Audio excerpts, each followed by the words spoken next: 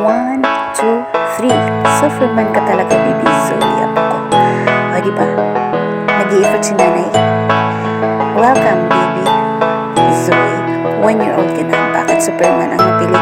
Kasi stronger ka.